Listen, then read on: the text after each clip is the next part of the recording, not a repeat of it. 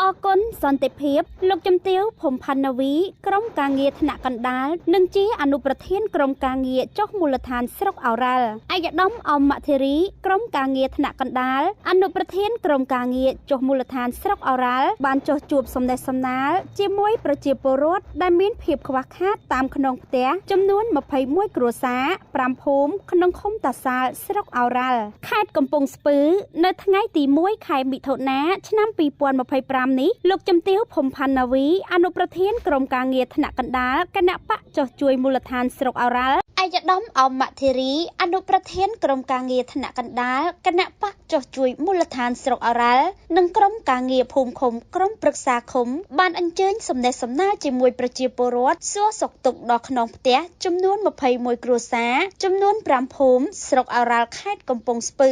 1ភូមិត្រពាំងថ្មៀចំនួន5គ្រួសារ2ភូមិក្នុងអាយចំនួន8គ្រួសារ3ភូមិរងម៉ាស៊ីនចំនួន5គ្រួសារ4ភូមិកោះរងចំនួន8គ្រួសារនិង5ភូមិអន្លង់សង្កែចំនួន4គ្រួសារ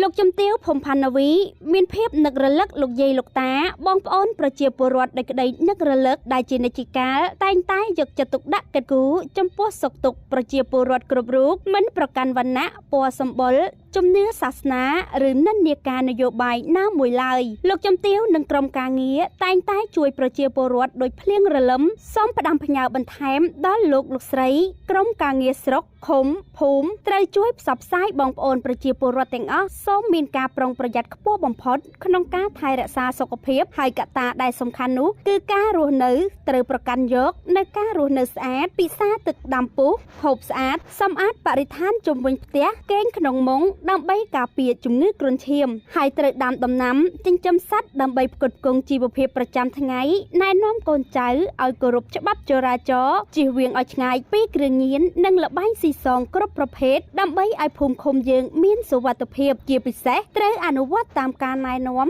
របស់សម្ដេចអគ្គមហាសេនាបតីតេជោហ៊ុនសែនប្រធានព្រឹទ្ធសភានិងសម្ដេចបវរធិបតីហ៊ុនម៉ាណែតនាយករដ្ឋមន្ត្រីនៃព្រះរាជាណាចក្រកម្ពុជាបាទឈ្មោះឈុនផនជាមេភូមិកោះរុនក្នុងឃុំតាសាស្រុកតារាខេត្តកំពង់ស្ពឺនេះបាទប្រជាពលរដ្ឋនៅក្នុងឃុំខ្ញុំមានចំនួន63គ្រួសារគាត់ធ្វើខាងកសិករយើងខ្វះខាតបៀងតិចជួយយើងតាមគ្រួសារអញ្ចឹងលោកខ្ញុំបាទមានភូមិចំនួនមុខឲ្យប្រជាពលរដ្ឋក្នុងភូមិកោះរុនខ្ញុំត្រេកអរសប្បាយចិត្តនិងរីករាយដែលបានសម្ដេចអគ្គសេនាបតីតេជោហ៊ុនសែននិងសម្ដេចទេពបណ្ឌិតហ៊ុនម៉ាណែតនិងលោកឯកឧត្តមហ៊ុនម៉ាណីដែលបានជួយឧបត្ថម្ភដល់ប្រជាពលរដ្ឋខ្ញុំដែលកំពុងខ្វះខាតស្បៀងខ្ញុំមិនមានអីច្រើនទេមានតែអរគុណដល់លោកទាំង3និងភរិយាមានតែរៀមដៃ10សូមអោយលោករីកចម្រើនតទៅមុខរហូតកាន់តំណែងជារៀងរហូតក៏បានជួយប្រជាពលរដ្ឋក្នុងភូមិខ្ញុំបាទសូមថ្លែងអំណរគុណយ៉ាងជ្រាលជ្រៅដល់លោកជំទាវផាន់នាវីនិងលោកឯកឧត្តមអមមតារីដែលបាន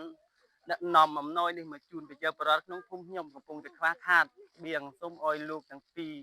និងក្រុមការងារទាំងអស់ដែលចុះមកសូមអោយលោកមានសេចក្តីសុខសេចក្តីចម្រើនជួបប្រទះទាំងពរទាំង4ប្រការគឺអាយុវណ្ណៈសុខៈពលៈទុមេធានទៀតឡើយក្នុងឱកាសនោះដែរលោកជំទាវភូមិផាន់នាវីបានរំលឹកប្រសាសន៍ឯកឧត្តមហ៊ុនម៉ាណីបានកោតសរសើរនិងវាយតម្លៃខ្ពស់ចំពោះកិច្ចខិតខំប្រឹងប្រែងក្នុងការអនុវត្តការងាររបស់គណៈកម្មាធិការគណៈបកខេត្តក្រុមការងារចោះជួយខេត្តស្រុកឃុំនិងសមាជិកាបកទាំងអស់ដែលបានបំពេញតួនាទីភារកិច្ចរបស់ខ្លួនប្រកបដោយការយកចិត្តទុកដាក់និងការទទួលខុសត្រូវខ្ពស់រហូតសម្រេចបាននូវសមិទ្ធផលធំជាច្រើនគួរឲ្យកត់សម្គាល់លោកជំទាវភូមិផាន់នាវីក៏បានលើកឡើងទៀតថាទន្ទឹមនឹងការអភិវឌ្ឍបានបែបនេះក៏ដោយសារប្រទេសជាតិយើងមានសុខសន្តិភាពពេញបរិបូរណ៍និងរកមកបានដោយការលះបង់សាច់ស្រស់ឈាមស្រស់របស់បុព្វបុរសស្នេហាជាតិដែលមានសម្ដេចអគ្គមហាសេនាបតីតេជោហ៊ុនសែនប្រធានគណៈបកប្រជាជនកម្ពុជានិងជាប្រធានព្រឹទ្ធសភា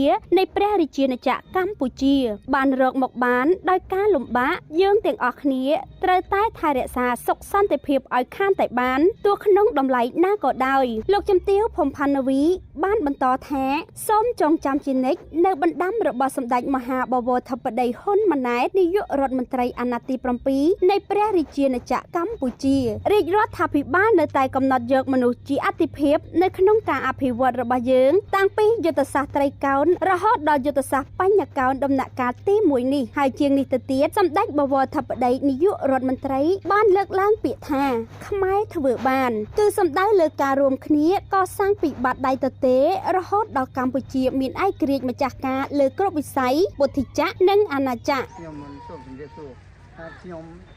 ឈ្មោះសុនសំអឿនជួននាទីជាក្រុមប្រឹក្សាគុំរបស់ប្រសាលបាទ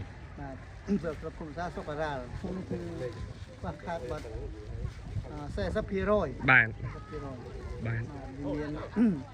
មានមកជុំដែរប៉ុន្តែអត់មែនទេបាទ40%បាទខ្ញុំទៅមកគុណថ្ងៃនេះគឺបាទមានជំទាវពុកបាននាវីនិងអាយដាមហាត់អមរីបាត់រីបានមានចិត្តចាស់ខ្លាមកជួយដល់បរិវត្តខ្ញុំមានចំនួន5ភូមិបាទមាន20គ្រួសារបាទដែលមានការខកខាតខ្ញុំសូមថ្លែងមកគុណដល់អ្នកទាំងពីរនិងសម្ដេចតានិងសម្ដេចហ៊ុនណែតនិងអាយដាមហ៊ុនលីសូមលោកទទួលបានពុទ្ធពរទាំង4ប្រការគណៈតខវលៈវិរិយគណៈ3រៀបបាទសូមទទួលពរជ័យបាទគ្រប់គ្រងគុំចៅថែរក្សាជាចំណាក់រហូតលោកជំទាវ ភូមិផាន់នាវីនិងឯកឧត្តមអមមធិរីក្រុមការងារថ្នាក់កណ្ដាលអនុប្រធានក្រុមការងារចុះមូលដ្ឋានស្រុកអរ៉ាល់បានចុះដល់ក្នុងផ្ទះប្រជាពលរដ្ឋដែលមានការខ្វះខាតសួរសុខទុក្ខនិងចែកសម្ភារៈមួយចំនួនទៅដល់ពួកគាត់ក្នុងមួយគ្រួសា